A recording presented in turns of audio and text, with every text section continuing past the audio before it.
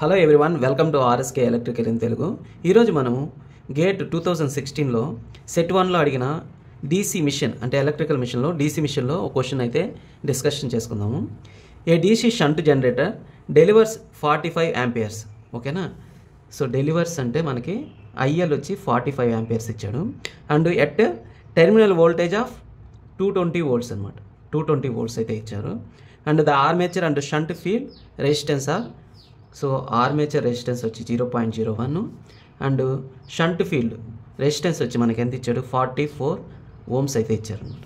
Next the stray load losses. ఓకేనా? Stray load losses అయితే ఇచ్చారు. ఎంత ఇచ్చారు మనకి 375 వాట్స్ అనమాట. And the percentage efficiency of the DC generator is. So ఫైనల్గా ఎఫిషియన్సీ అయితే ఫైండ్ అవుట్ చేయమన్నాడు. సో ఎఫిషియన్సీకి మనకి ఫార్ములా ఏంది అసలుకి? Output power by input power into 100 అనమాట. ఓకేనా? సో దీన్ని ఎలా రాసుకోవచ్చు? P output by output plus లాసెస్గా రాసుకుంటాం అనమాట. అంతే కదా? ఇన్పుట్ పవర్ని మనం అవుట్పుట్ ప్లస్ లాసెస్గా రాసుకుంటాం అనమాట. అండ్ ఇది అనమాట ఇచ్చింది మనకి గివెన్ డేటా అనేది. అసలు షంట్ జనరేటర్ అనేది ఎలా ఉంటుంది? షంట్ జనరేటర్ అనేది మనకి ఇది ఫీల్డ్ అండ్ ఇక్కడ ఒక ఆర్మేచర్ రెసిస్టెన్స్ ఈజీ అనమాట. ఇది ఆర్ఏ ఇలా ఉంటుందన్నమాట. సరిగ్గా గీయలేదు, అడ్జస్ట్ చేసుకోండి.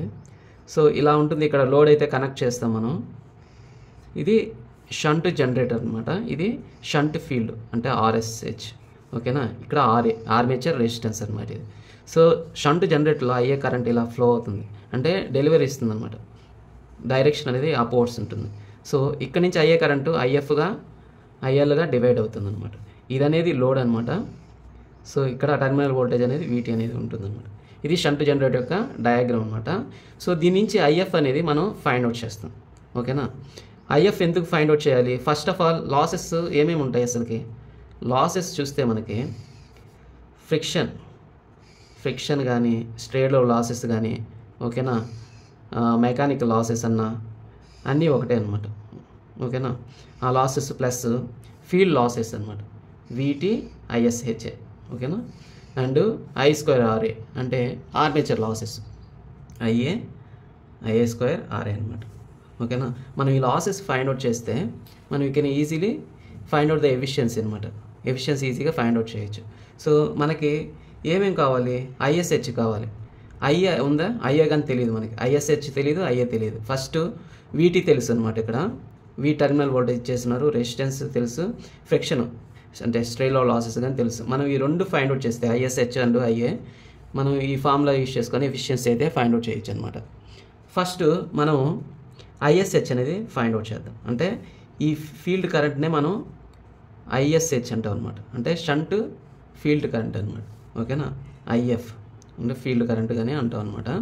సో దీన్ని ఎలా రాసుకుంటామంటే టెర్మినల్ వోల్టేజ్ చూడండి అక్రాస్ ఈ RSH ఈ టెర్మినల్ దగ్గర కానీ సేమ్ అదే ఉంటుందన్నమాట వీటీ అనేది. ఓకేనా? సో అక్రాస్ వోల్టేజ్ అనేది సేమ్ అనమాట. సో మనకెంత వీటీ బై RF అనమాట.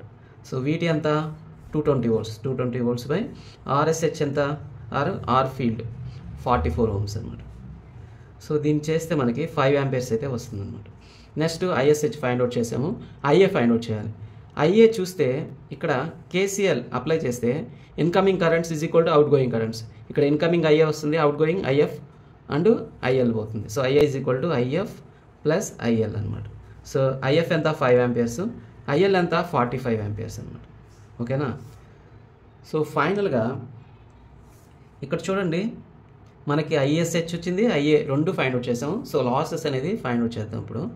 సో ఫ్రిక్షన్ లాసెస్ ఎంత ఇచ్చారు? 375 వాట్స్ అనేది ఇచ్చారు. అండ్ వీటీ ఎంత 220 వోల్ట్స్ ఇంటూ ISH ఎంత 5 యాంపియర్స్ వచ్చింది.